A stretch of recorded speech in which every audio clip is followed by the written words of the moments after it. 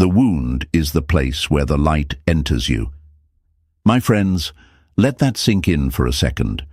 The wound. Not the comfort, not the easy parts of life. The wound. That sharp, burning place you thought was going to destroy you. That's where your strength is born. And here's the truth nobody wants to admit. The silence you gave them after the storm, after all the begging, the explaining, the forgiving, that silence is the light. That silence is where their regret begins. And trust me, folks, regret burns hotter than any anger you could have thrown their way. But before we dive in, take a second and hit that like button, subscribe, and stay with me until the end. Because what we're about to talk about isn't just another story about heartbreak. It's about rebirth. It's about power. It's about you reclaiming what they thought they could keep forever. Now, hey folks, imagine this. Imagine you're a lighthouse standing tall on a cliff. The waves are crashing, storms are raging, and ships keep coming toward your light. Some are grateful they dock safely, but some, they don't care about the light. They just drain your energy, take your shine, and then sail away without so much as a thank you. And there you are, thinking you're failing, thinking maybe your light isn't strong enough. But here's the lie you've been sold, that being steady, patient, and kind makes you weak. No, my friends. That light in you, that calm silence, that's your strength. The ships that left, they'll be lost in the dark seas, haunted by the memory of the one light that actually guided them. Marcus Aurelius once said, "The best revenge is not to be like your enemy." You see, they expected noise. They expected you to chase, to prove, to fight for scraps of love. But you gave them silence. And silence, folks, is not emptiness. Silence is a mirror, and in that mirror they're forced to face themselves without your kindness to cover their flaws. That's what breaks them. Not your anger, not your revenge, but your refusal to play the game anymore. Let's break the lie right here. They told you that if you stop giving, you'll lose them. They told you that if you go silent, you'll look cold, heartless, replaceable. But the truth, your silence isn't rejection, it's revelation. It shows them who they are without you. And spoiler alert, they don't like that reflection one bit. My friends, here's where it gets fun. Because regret doesn't show up like fireworks. It shows up in the quietest moments. While they're scrolling through their phone late at night, laughing at meaningless conversations, but suddenly feeling empty. It shows up when they see your name pop up somewhere and their stomach tightens. It shows up when they realize they can find bodies, but they can't find souls like yours. That's regret. And regret doesn't fade quickly. It lingers like smoke after fire.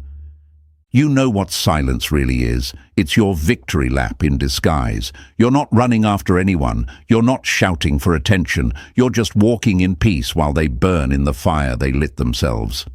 Seneca once said, "It is not the man who has too little, but the man who craves more, that is poor." And that's what they are now, poor in spirit, starving for the connection they once had, but destroyed. So don't let anyone tell you your silence is weakness. It's your crown. It's your fortress. It's your weapon. And when they regret losing you, it's not because you begged them to come back. It's because you taught them, without saying a word, that peace cannot be played with. Stay with me, because this is just the beginning. We're about to go deeper into why your silence has become their fire, why your absence is now their storm, and why you will rise while they burn in regret. And before we move forward, let me leave you with this short truth. I choose peace. Type those words in the comments right now. Write it for yourself. Show it to the world. Let it echo in your heart. And if you're ready to claim that peacefully, press the like button, subscribe, and stay with me, because what's coming next will set your soul on fire in the best way. Number 1, they expected your reaction, but met your silence. My friends, if you've ever been tangled in the grip of a manipulator, you know how true that is. They lived off your reaction. They thrived on it. Your anger gave them fuel. Your explanations gave them control. Your begging gave them power. They built their entire sense of superiority on the stage of your responses. But then one day, you did the unthinkable. You went quiet. And that, more than any storm of words, shook them to their core. Picture this. Imagine a magician on stage. He pulls out his hat, waves his wand, smiles at the crowd, and reaches inside to pull out the trick. But this time, nothing comes out. No rabbit, no applause. The silence in the room swallows him whole. That's what you became to them. The show stopped. The audience walked away. And now they're left on stage, sweating under the lights, realizing their tricks only worked because you kept clapping. And isn't that what so many of you have felt? The questions that gnaw at you in the quiet hours. What if they think I'm weak because I didn't fight back? What if my silence makes it seem like I don't care? What if they replace me and I'm forgotten? These are the fears silence drags out of us. Because silence feels unnatural at first. Our instincts scream to defend ourselves, to explain, to prove that we were the loyal ones, the honest ones, the ones who gave everything. And yet, the paradox is this: silence proves it louder than words ever could. Marcus Aurelius once said, "The best revenge is to be unlike him who performed the injury."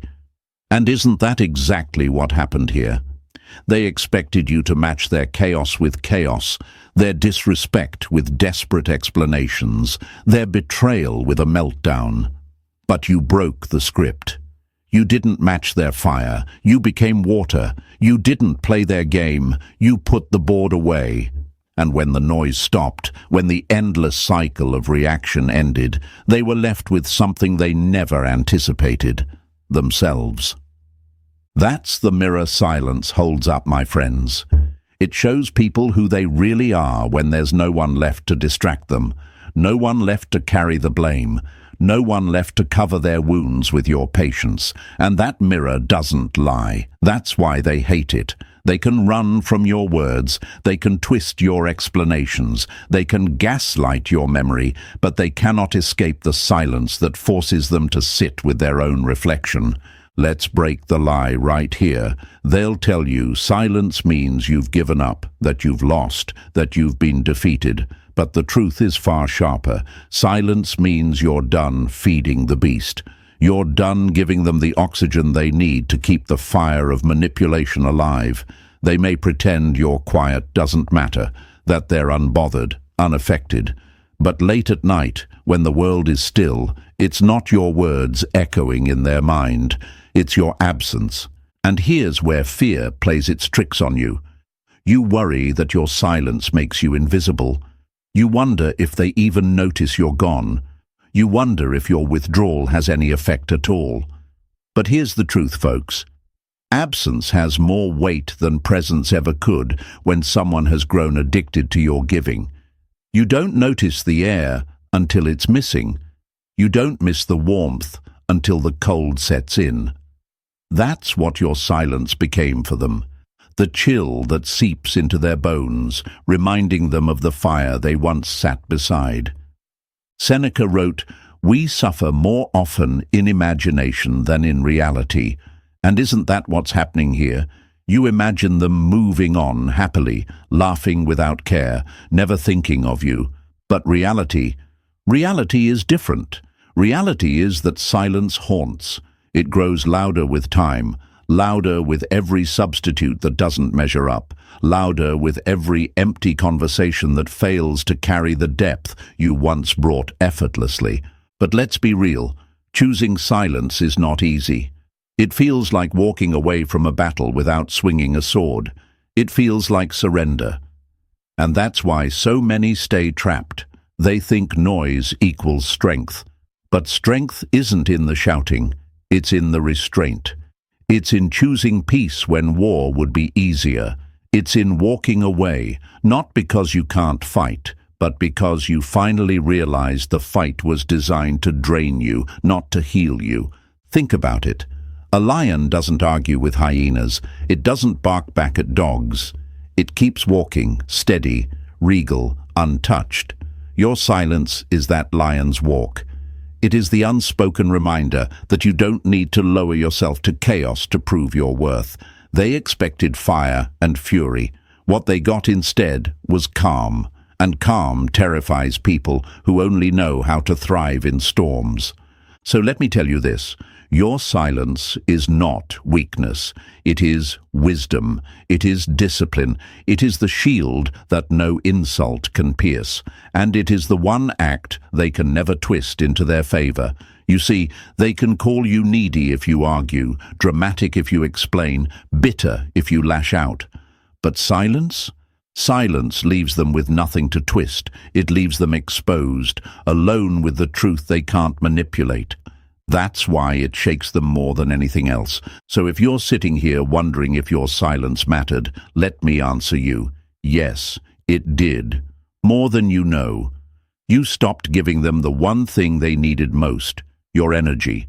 You stopped fueling their illusion, and whether they admit it or not, they felt that shift like a rug pulled from beneath their feet.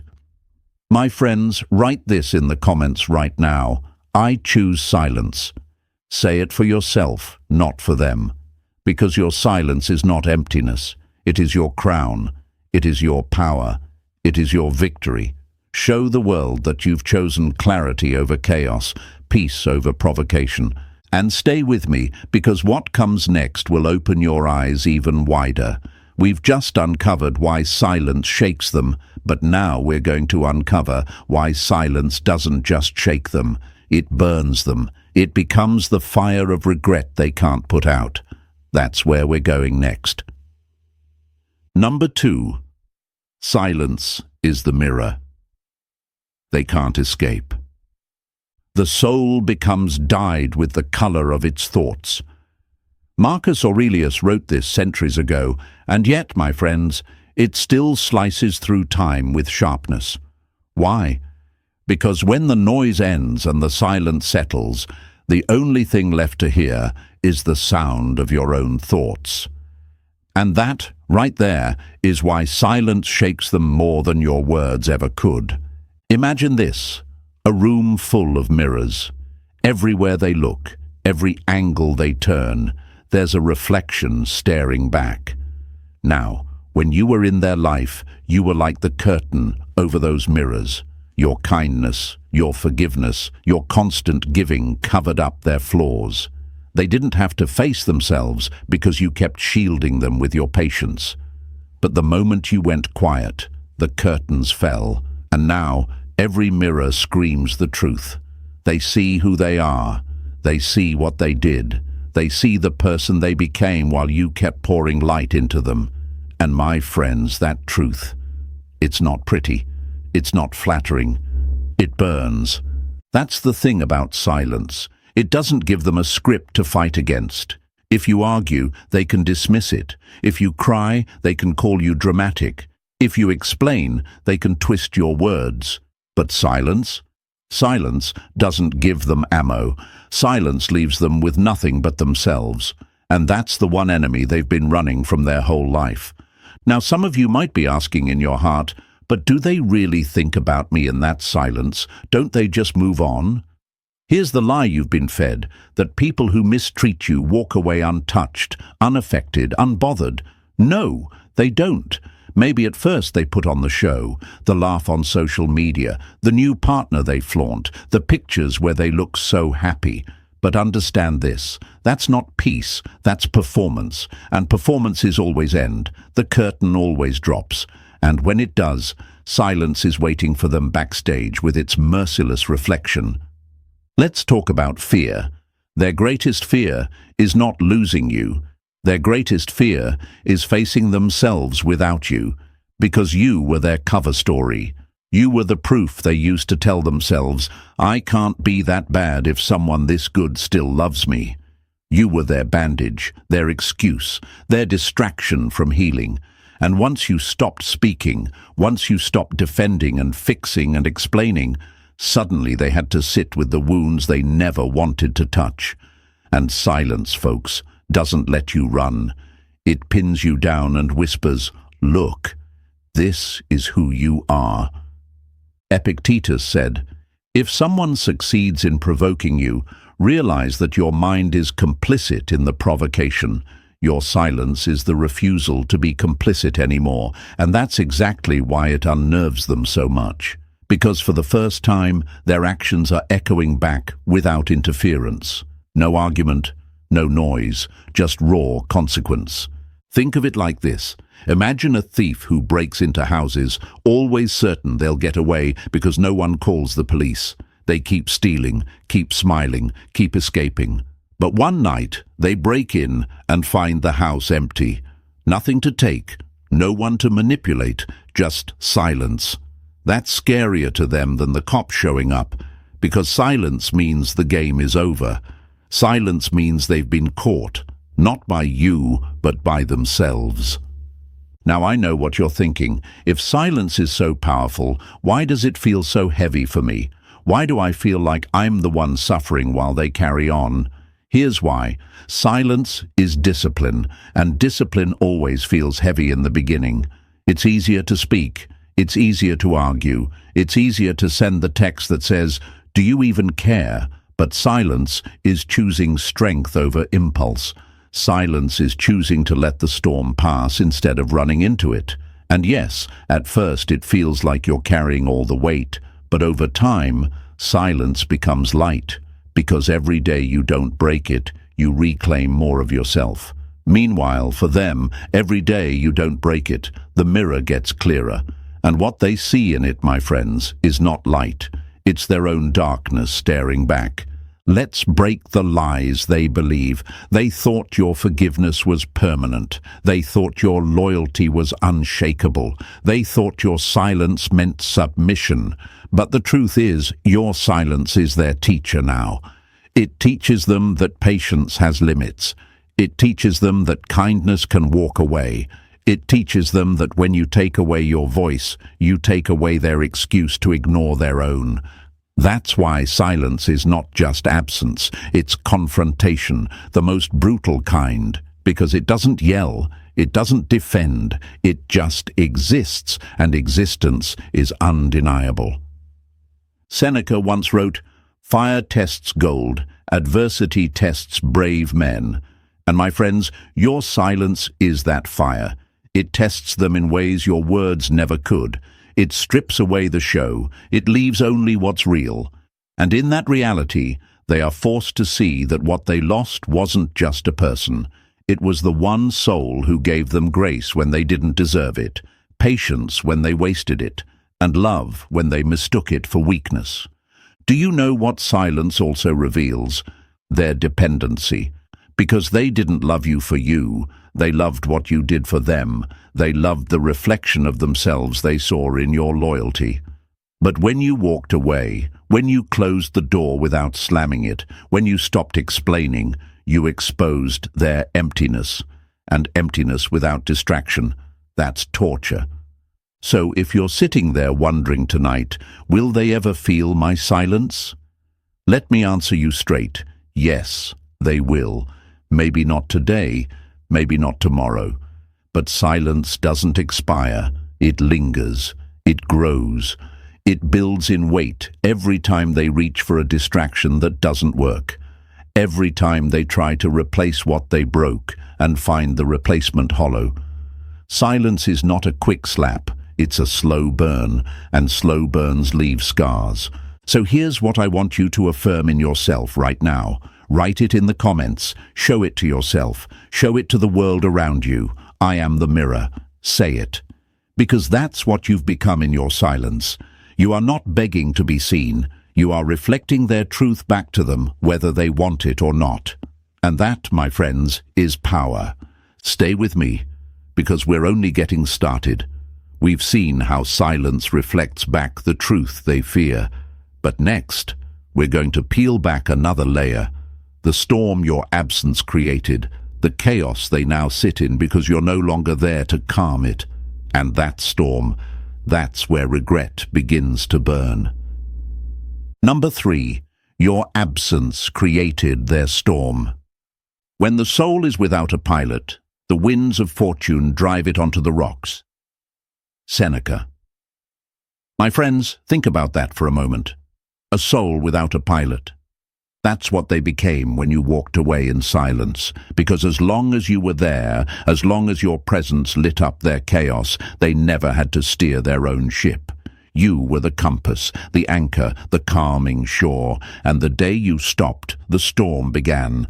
Not around you, around them. Picture this. Imagine a house built on sand. For a while it looks stable. They decorate the walls, put up pictures, invite people in. But every gust of wind, every shake of the ground reminds them that their foundation is weak. And then one day, the one person who held up the beams, the one who quietly braced the walls, steps away. What happens? The roof collapses, the walls crack, the illusion crumbles. That's your absence, folks. It isn't nothing, it's everything. It's the removal of the one force holding their fragile world together. You see, they thought they were the storm, and you were the fragile one. They thought you needed them to survive the emotional hurricanes they unleashed. But what they didn't see is that you weren't surviving their storm. You were calming it. You were the eye in the chaos. And when you left, the eye went with you. All that's left behind is the destruction they created, and now they're forced to sit in it without your shelter. And here's where the questions start clawing at you. What if they're fine without me? What if my absence doesn't even matter? What if I was never as important as I thought? Let me break that lie for you right now. Your absence matters more than your presence ever did, because presence can be taken for granted. But absence cannot be ignored. It's the ache that lingers in the chest when the room is too quiet. It's the empty seat at the table that no one can fill. It's the voice that used to soothe the storm and is now missing when the chaos screams the loudest. Marcus Aurelius said, "You have power over your mind, not outside events. Realize this, and you will find strength." Your absence forced them to confront outside events without the cushion of your mind, your patience, your guidance. And they hate it, because deep down, they know they didn't just lose you. They lost the stability they borrowed from you. Think of it like this. Imagine someone who has lived their entire life leaning on a crutch. That crutch isn't perfect. Sometimes it creaks, sometimes it wobbles, but it holds them up. Then one day, the crutch is gone. Suddenly, every step feels impossible. That's what your absence did. It revealed how dependent they were on your presence, even as they pretended to be strong, independent, untouchable. They leaned on you for everything, their validation, their ego, their sense of being wanted, and now without you, every step they take is shaky. They don't show it. They cover it with laughter, with distractions, with noise, but deep down, they know. And here's the irony, my friends. They once told themselves you were the weak one, too emotional, too forgiving, too patient. But when you walked away, the roles flipped. Because the real storm wasn't you. The real storm was inside them, and now they have no shelter. They sit in the thunder of their own choices. They feel the rain of their own regrets. They taste the cold wind of their own emptiness. And you're not even in the storm anymore. You've found the shore. You've built a shelter of silence, of peace, of discipline. And from there, you watch, not in revenge, but in clarity, as they struggle in the chaos they thought they could escape. Let's be honest, absence terrifies the selfish, because selfish people depend on presence. They depend on you being there to absorb their tantrums, to catch their excuses, to patch up the holes in their soul. When you leave, they can't escape themselves anymore. Every room is too loud with silence. Every night is too long without your reassurance. Every conversation feels shallow compared to what they once had. And in that emptiness, the storm grows. Here's a lie you need to stop believing, that your absence makes you invisible. No, my friends, your absence makes you unforgettable. They can fill the room with people, but the weight of you not being there is heavier than all those bodies combined. They can scroll endlessly, but the silence between notifications screams louder than any text you could have sent. They can pretend to move on, but every shallow smile cracks under the pressure of the storm your absence left behind. Seneca also said, "It is the power of the mind to be unconquerable," but their mind is not unconquerable. Why? Because they never trained it. They never built discipline, never faced themselves, never learned to sit in silence. They depended on you to silence the noise, and when you stopped, their mind turned against them. That's why their storm doesn't stop, because storms don't calm themselves. They need stillness, and you were the stillness. Now, don't get me wrong, choosing absence was not easy for you. It meant walking away from the comfort of being needed, even if that need was toxic. It meant enduring the fear that maybe they wouldn't notice, maybe they wouldn't care. But the truth is this: absence always says more than presence ever could, because presence can be ignored, but absence forces reflection. It forces them to ask the questions they ran from. Why did they stop giving? Why did they stop answering? Why am I alone in this storm? And the hardest part for them, they know the answer. They know it wasn't because you stopped caring too soon. It was because they kept draining too long. It wasn't because your love was flawed. It was because their heart wasn't ready. And now that realization is their storm, not yours. So, my friends, here's what I want you to write in the comments right now. Write these 3 words, "I am peace," because that's the truth of your absence. You didn't leave to create chaos. You left to protect peace. And your peace is louder than their storm. Let the world see it. Show yourself, show them, show everyone around you that you're not the storm. You're the calm they lost. And stay with me, because what comes next is even more powerful. We've seen how your absence created their storm, but now we're going to talk about the moment they realize something far worse, that no storm, no distraction, no replacement can fill the space you once held. That's when regret doesn't just whisper, it roars. And my friends, that's where we're headed next. Number 4, when they realize they can't replace you. You don't know the value of water until the well runs dry. My friends, that proverb has echoed through generations because it captures the truth that people rarely see what they had until it's gone.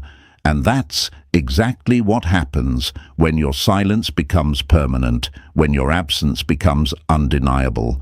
At first, they try to convince themselves they can replace you. They run to new faces, new voices, new bodies. They believe that if they can just fill the empty space with noise, they won't feel the loss. But here's where the illusion shatters, because what you gave them cannot be replaced. It wasn't just attention, it wasn't just company, it was depth. And depth, once experienced, makes everything else feel shallow. Imagine drinking from a fresh mountain spring, cold, clean, life-giving. For years, that was you. Then imagine being handed a cup of salt water instead. It might look like water. It might trick the eyes. But the taste, it dries the tongue, burns the throat, leaves you thirstier than before. That's what their replacements feel like. On the surface, it seems the same. Companionship, conversation, intimacy, but beneath it there's no depth, no grounding, no truth, and every sip reminds them of the spring they abandoned. That's the storm of regret.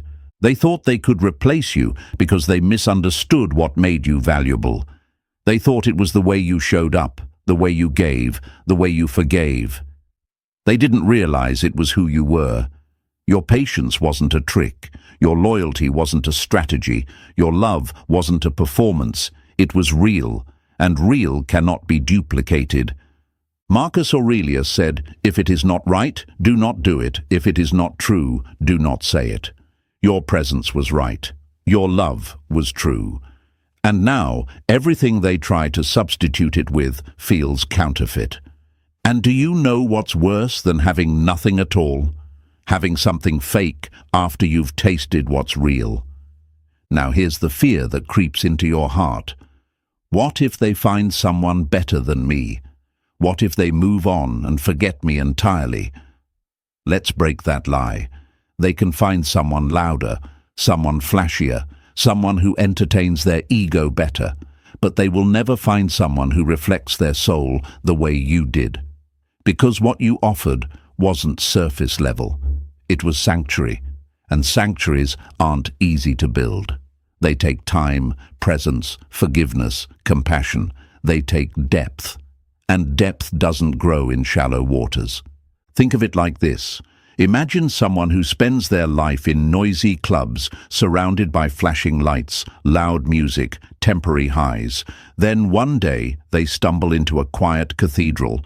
The stillness, the echo, the sacredness, it shakes them. It feels rare. It feels holy. That's what you were to them. And when they leave that cathedral, they can try to drown themselves in noise again. But somewhere inside, they'll always feel the absence of that sacred space. That's you. That's what cannot be replaced. Seneca once wrote, "A gem cannot be polished without friction, nor a man perfected without trials." You were the gem. Your loyalty, your patience, your love, that was the polish. You endured the friction of their chaos and still shone. And when they lost you, they didn't just lose a person. They lost the mirror that made them look better than they were, the anchor that made them feel steadier than they deserved. And no matter who they find next, that truth will haunt them. Here's the irony. They once believed you were replaceable. They thought patience like yours was common, that love like yours could be found on any corner. But life has a way of proving otherwise. The more they search, the more they realize. Not everyone forgives like you. Not everyone listens like you. Not everyone stays when things get messy. Most people leave at the first storm. Most people take without giving.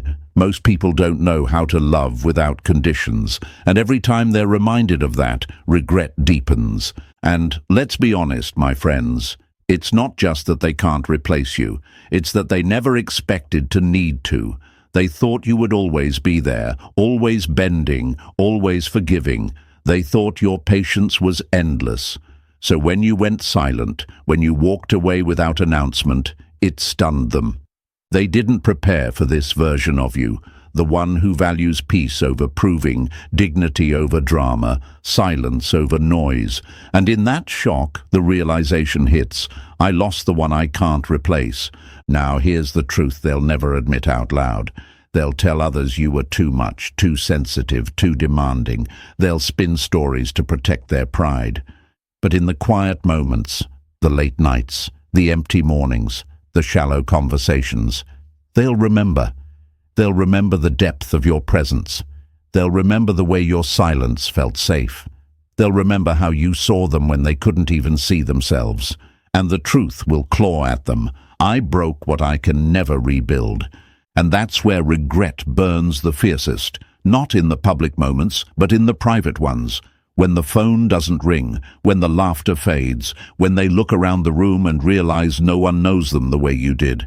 That's when your irreplaceability haunts them. Epictetus taught, freedom is the only worthy goal in life. It is won by disregarding things that lie beyond our control. And here's the freedom you must embrace, my friends. You don't need to prove you're irreplaceable. You don't need to wait for them to admit it. Their regret is not your trophy. Your peace is. And when you walk in that truth, when you no longer crave their recognition, you rise above the storm of their loss. So write this in the comments right now. I am rare. Show it to yourself. Show it to the world. Because that's the truth. Your patience, your loyalty, your silence. They're not common. They're not average. They're rare. And rare things don't need to chase validation. Rare things are noticed the moment they're gone. Stay with me, because what comes next will strike even deeper. We've uncovered how they can't replace you, how every substitute falls short. But next, we'll dive into the fire of their ego, the way it burns when they see you rising higher, stronger, untouchable, while they sit in the ashes of what they lost. That, my friends, is the part they can't forgive, and that's where we're heading. Number 5. Their ego burns, but your soul rises. The best revenge is to be unlike him who performed the injury. Marcus Aurelius spoke these words, and my friends, nothing describes this moment better. Because when you walked away in silence, when you refused to fight, when you stopped pouring your strength into someone who only came to drain it, something inside of you began to rise. And that rising, that quiet transformation, is exactly what sets their ego on fire. You see, they expected collapse. They expected you to crumble without them, to crawl back, begging for closure, for crumbs, for recognition. They thought their absence would be your downfall, but here's the paradox. They were your downfall while they were present. The moment you stepped away, the moment you chose silence, the chains they wrapped around your worth shattered, and in that freedom you began to rise. Not in anger, not in noise, but in peace. And that peace, my friends, is what their ego cannot handle. Let me paint you a picture. Imagine a firework. It explodes, loud, bright. Everyone claps for a few seconds. That's their ego. Flashy, temporary, desperate for applause. Now imagine the sunrise. It's not loud. It doesn't ask for attention, but it transforms the entire world with its presence. That's your soul rising. They expected you to vanish in darkness. Instead, you became the dawn they can't escape. And nothing burns their pride more than realizing your glow was never dependent on them. Here's the question that might have haunted you. What if they don't care that I'm rising? What if they don't notice? Let's break that lie right now. They notice. They always notice. Because ego feeds on comparison. And no matter how loudly they laugh, no matter how quickly they jump into new arms, no matter how many distractions they chase, your peace is a mirror they cannot look away from. It reflects their loss. It exposes their failure. It shows them that while they stayed the same, you became more. Seneca once said, "It is not that we have a short time to live, but that we waste much of it." And isn't that the truth of their ego? They wasted time trying to control, manipulate, and belittle you. They wasted their chance to rise with you, and now, every moment they see you stronger, calmer, more aligned, it burns, because it proves their time with you wasn't wasted because you weren't enough. It was wasted because they weren't ready. Let's talk about why this burns them so deeply.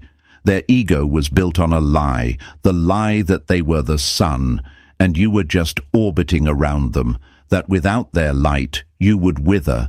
But now the roles are reversed. Your soul has become the sun, and they are left in the shadow of their own pride. They can pretend not to see it, but shadows always remind you that the light is shining elsewhere. Think of a garden. While you were with them, you poured water into their soil. You pulled weeds. You protected the seeds. But they gave nothing back. They thought they were the gardener, but really, they were just standing in a garden you kept alive.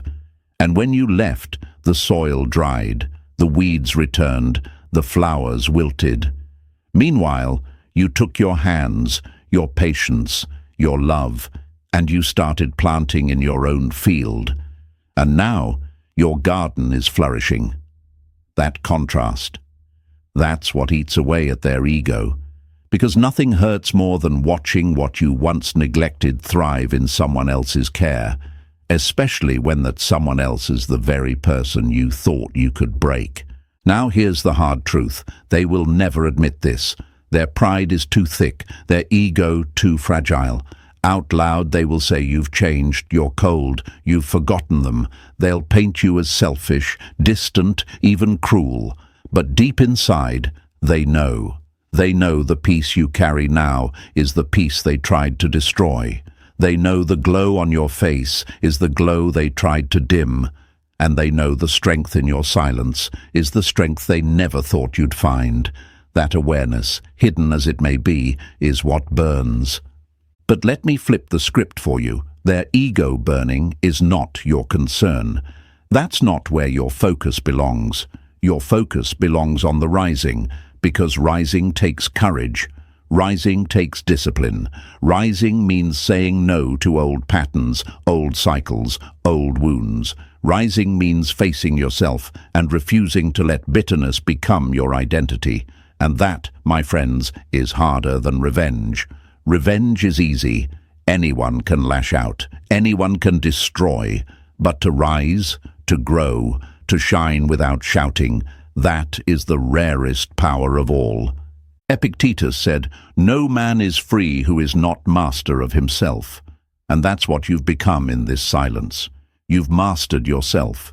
You no longer hand over your peace like currency. You no longer beg for validation that was never theirs to give. You no longer live in reaction to their chaos. And that freedom is priceless. It's the crown that sits on your head quietly, invisibly, yet undeniably. But let's be honest, it wasn't easy to get here. There were nights you doubted yourself, nights you wondered if silence was really strength or just fear in disguise. Days when you replayed conversations, tempted to break the silence just to prove you were right. And yet you stayed disciplined, and that discipline became your wings. Every day you chose peace over provocation, you rose higher. And every inch higher you climbed, the smaller they became in your view. Think of an eagle. It doesn't waste time fighting with crows. It doesn't swoop down into the mud to prove itself. It rises higher until the air becomes too thin for the crow to follow. That's you. Your silence was the flight.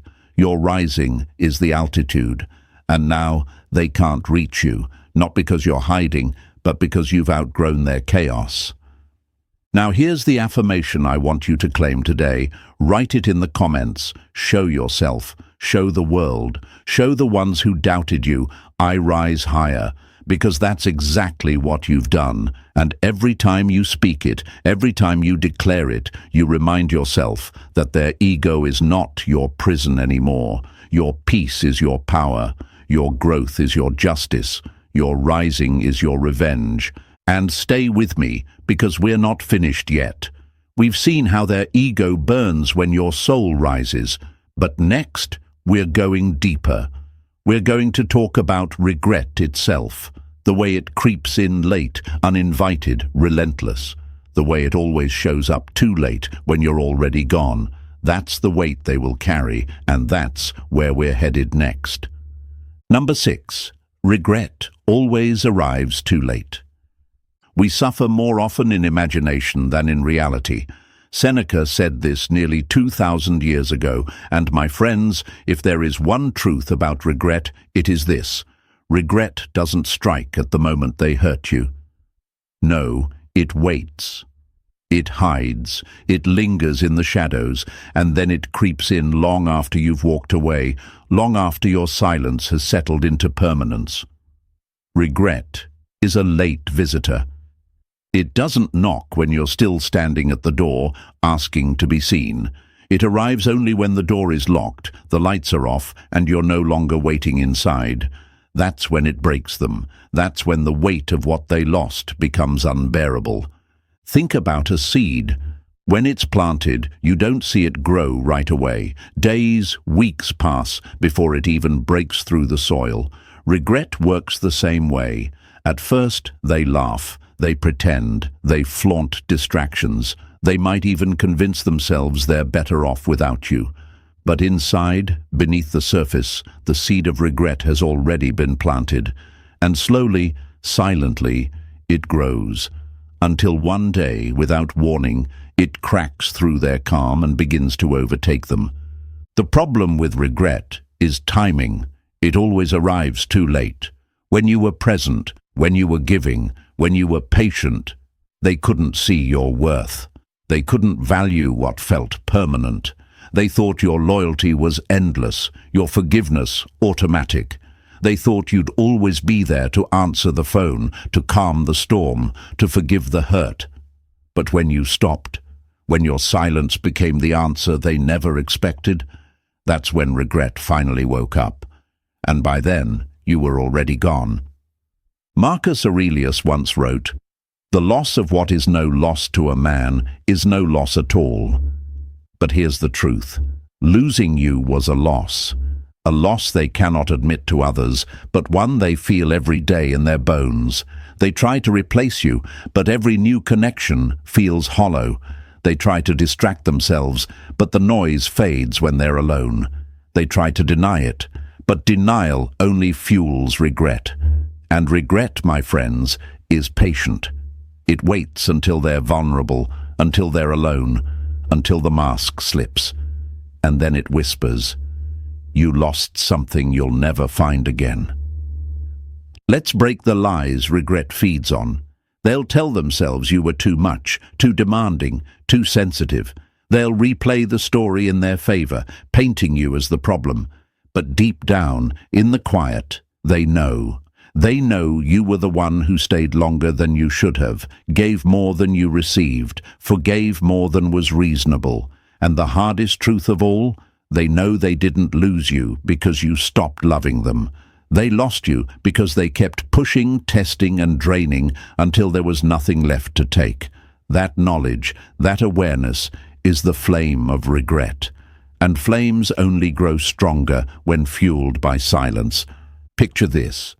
Imagine someone tossing away a diamond, thinking it's just glass. They walk away, laughing, careless. But years later, they realize they can't find anything like it again.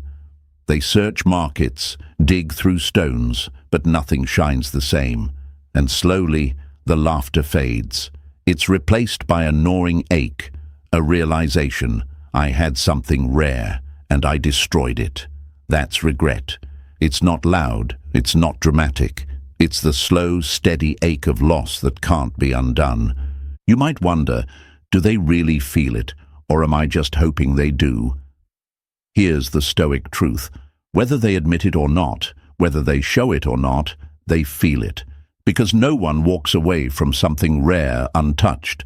Maybe they won't say it. Maybe their pride won't let them. But silence has a way of forcing reflection, and regret is born in reflection, when the noise ends, when the distractions fail, when they sit in the quiet and realize that the only person who truly saw them, truly understood them, truly gave without keeping score, is gone. That's when regret digs its claws in. Seneca also said, "Life is long if you know how to use it." And isn't that where regret burns them the most? They wasted time. They wasted chances. They wasted you. And now, as they sit in the aftermath, they realize life is long, but not long enough to undo what they broke. Because no matter how many chances they get with others, it will never feel like the one they lost with you. That's the kind of regret that doesn't fade. It lingers like a scar, invisible to the world, but visible to them every time they close their eyes. But here's the part I want you to hold on to. Regret isn't your burden. It's not yours to carry, not yours to prove, not yours to wait for. Regret belongs to them, and while they sit in it, you rise above it. Because your silence wasn't just absence, it was liberation. It was you finally choosing to stop betraying yourself for the sake of someone who never saw your worth. And that choice, my friends, is your freedom. Think of a phoenix. It doesn't rise from peace. It rises from fire, from ashes, from destruction. You walked through the fire of heartbreak. You sat in the ashes of loss. But instead of letting it bury you, you rose, stronger, brighter, unshakable. And as you rise, their ego burns, their pride crumbles, their regret deepens. Not because you set out to destroy them, but because you set out to heal yourself. And healing yourself was the one thing they never thought you'd do. So don't waste another second wondering if they regret it. They do. But it's not the regret you imagine. It's not the regret that brings them running back, begging for forgiveness. No, it's the kind of regret that haunts quietly, silently, relentlessly. The kind of regret that arrives too late to fix anything. The kind of regret that leaves them watching you rise from afar, knowing they'll never have access to that light again. And here's the affirmation I want you to write in the comments right now. 3 words: I move forward. Write it, declare it, show it to yourself and the world. Because regret may trap them in the past, but you are not bound there anymore. You are moving forward, into clarity, into peace, into a future that no longer depends on their recognition. Stay with me, because this journey isn't over yet. We've uncovered how regret always arrives too late, how silence plants the seed that grows into their burden. But next, we're going even deeper. We'll talk about the Stoic truth, that you never needed revenge, that your rising is the only justice you'll ever need. And my friends, that lesson will change everything. Number 7, the Stoic truth: revenge is never needed. The best revenge is not to be like your enemy. Marcus Aurelius left us that jewel of wisdom, and my friends, it strikes right at the core of what we're talking about. Because when you've been betrayed, disrespected, or discarded, there's always that pull, that temptation. How do I make them feel what I felt? How do I show them what they've lost? It's human, it's natural. But the Stoics knew a secret that most people miss. Revenge doesn't heal. Revenge keeps you chained to the very thing you're trying to escape. And if you're still tied to their chaos, are you really free? Think of it like this. Imagine you're walking down the street carrying a bucket of poison. Every step, you clutch it tighter, waiting for the right moment to throw it at the one who hurt you. But here's the truth. The longer you carry it, the more it leaks. It seeps into your skin, your lungs, your heart. And by the time you finally pour it out, you've poisoned yourself far more than them. That's what revenge does. It pretends to be power, but really, it's prison. Now, let me be honest with you. I know what some of you are thinking. But why should they get away with it? Why should they just walk free while I sit here bleeding? That's the lie revenge whispers, that hurting them will heal you. But here's the reality. Life has a way of evening the scales without you lifting a finger. Call it karma. Call it consequence. Call it the law of nature.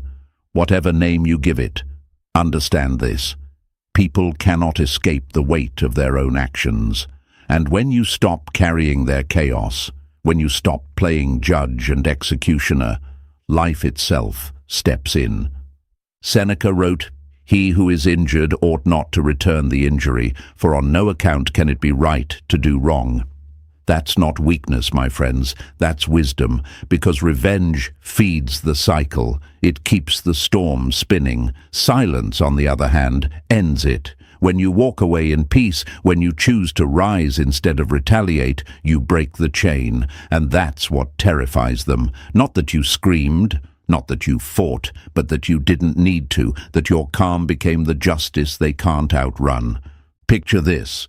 Imagine a stage where someone is throwing insults, lies, manipulation. They're ready for battle, they're armed with chaos. But then you do something unexpected. You walk off stage, the lights go out, the audience leaves. Suddenly, their performance has no audience. And what is a performance without an audience? Nothing. That's the power of refusing revenge. You starve their ego of the one thing it craves, attention. But I'll tell you why it feels so hard. It feels hard because silence doesn't give you the rush. Revenge is instant gratification. It feels good for a second to clap back, to prove your point, to expose them. But that feeling fades, and then you're left empty. Silence, however, is slower. It feels heavy at first, like discipline always does. But in the long run, silence builds strength. It rebuilds your peace. It creates a future where you're no longer chained to their memory. And here's the irony. They expect revenge. They expect drama. They expect you to try to tear them down. That's the script they know. But when you don't give it to them, when you choose quiet, when you choose distance, they're left unsettled. They don't know how to fight silence, and that confusion becomes the seed of their regret. Let's talk about truth. Revenge says, I want to hurt you. But healing says, I no longer need you. Which one is stronger? Which one is more powerful? Which one makes them lose sleep at night? It's not the person shouting insults across the battlefield. It's the one who puts the sword down and walks away. Because walking away says everything revenge never could. I don't need you to feel pain for me to feel peace. I don't need your recognition to know my worth. I don't need your apology to close my chapter.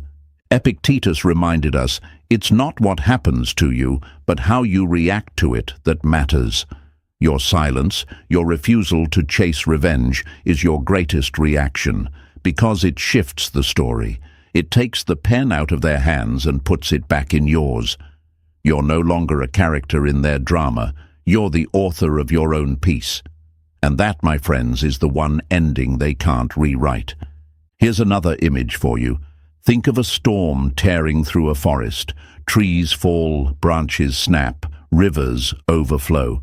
But in the aftermath, there's one tree that still stands, strong, unmoved, unbroken. That tree doesn't scream at the storm. It doesn't try to throw lightning back at the sky.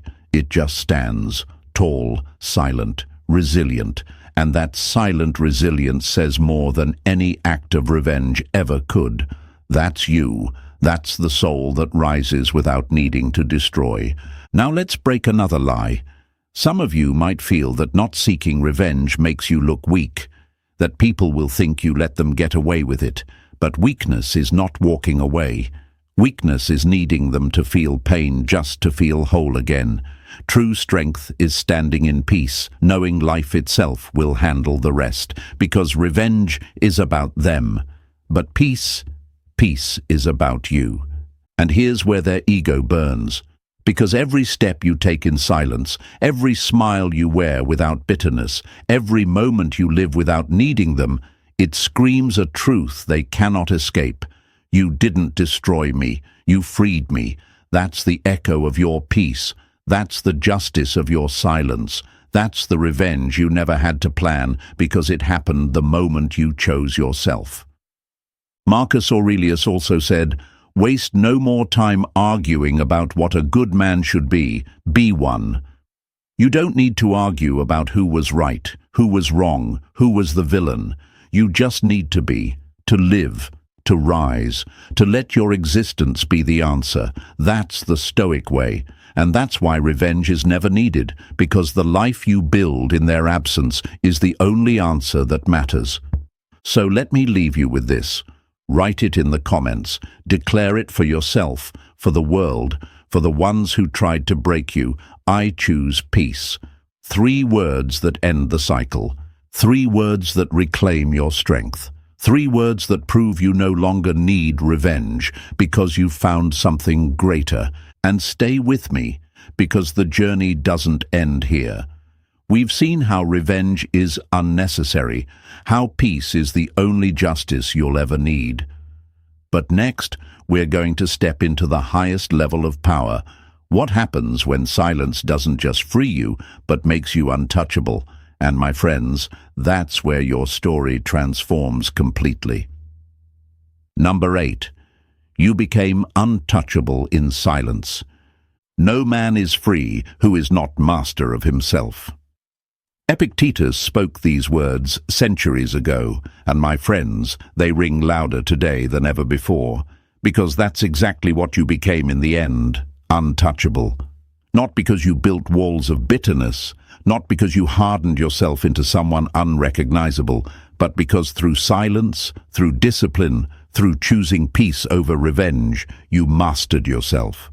And when you master yourself, you become someone they cannot touch, no matter how hard they try. At first, they thought silence would break you. They mistook your quiet for weakness. They thought you'd come running back, desperate for recognition, begging to be seen. They mistook your pause for paralysis. But silence wasn't paralysis. It was preparation. It was the deep breath before the rise. It was the moment you turned inward, not outward. And in that turning, you reclaimed something they could never give you, your power. Picture this with me. Imagine a mountain, Storms crash against it, lightning strikes, winds howl, but the mountain stands, unmoved, unshaken. That's you now. You're no longer caught in the turbulence of their drama. You're not tossed around by their moods, their words, their manipulation. You stand, silent, steady, untouchable, and while they scream against the storm of their own making, you rise above it. Not because you ignored the pain, but because you learned how to transform it. They tried to convince themselves they could still reach you. Maybe with guilt, maybe with false apologies, maybe with the crumbs of affection they used to lure you back. But the silence you built became a fortress. Not a fortress of anger, but of clarity. And clarity is stronger than any manipulation. Clarity is the wall they cannot climb.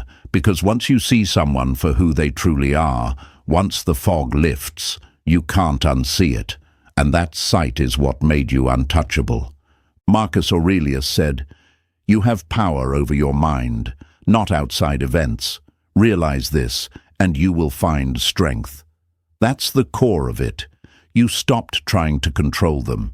You stopped waiting for them to change. You stopped begging the storm to calm. Instead, you took control of your own mind, your own peace, your own choices.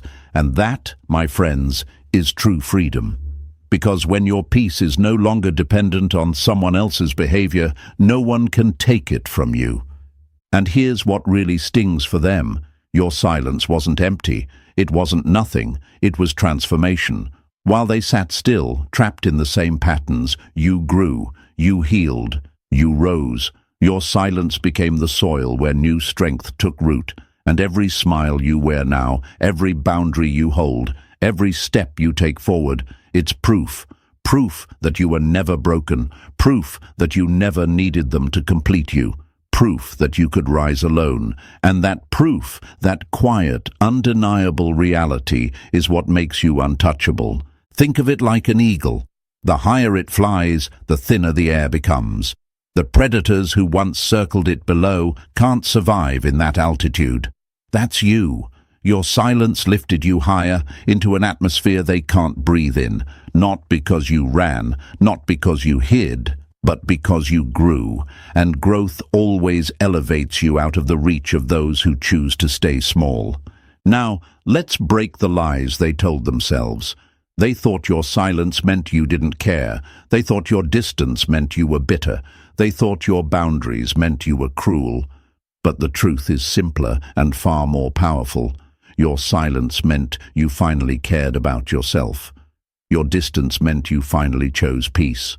Your boundaries meant you finally saw your worth. And that's what makes you untouchable. Because people can attack weakness. They can exploit doubt. They can manipulate fear. But what can they do with clarity? What can they do with peace? Nothing. They're powerless against it. Seneca once wrote, "It is not that we have a short life to live, but that we waste a lot of it." And you, my friends, have stopped wasting time. You've stopped wasting it on explaining yourself to people who were never listening. You've stopped wasting it on fixing people who didn't want to be fixed.